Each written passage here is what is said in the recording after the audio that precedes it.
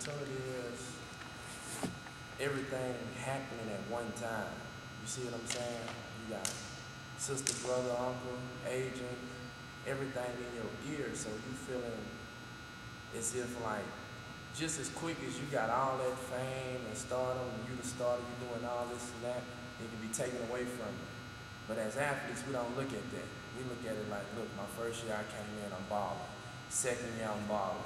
Junior year I'm balling. Senior year I'm balling, going straight to the NFL. I don't care about graduating, none of that. I'm finna go train, and this is what I'm finna do. So you really get ahead of yourself and stop keeping it real with yourself. The things that you should do, you know what I'm saying, as far as staying humble, you don't do that.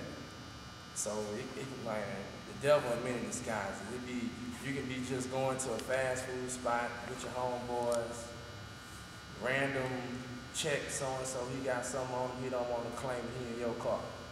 Now, the name like your name, John Doe, for instance, it's not, they had a regular bus, it's gonna be John Doe or Alabama A&M found that Subway with drugs in his car. That's probably not, it was in there, but that might not be the story. That's how it's being looked, because now once you realize you're in the professional world, you tied to that business and that organization. It's no longer you. You represent somebody as you represent yourself. But a lot of them miss that because it's so much coming at one time that you don't sit down and plan it like he was saying, the plan about knowing where you want to do, like what you want to do and where you're going. And once you figure out what you want to do and where you're going, next what else comes into play is how. And that's those little steps, those small things.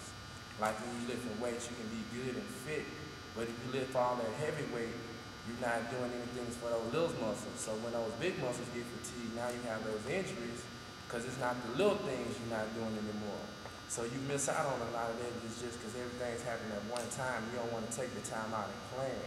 You're so caught up in the future, keeping up with the Joneses, materialistic things. Like, man, when I make it, I want to get this car. A lot of people, you ask anybody, the first thing they want to buy is probably going to be a car. Don't even have a house.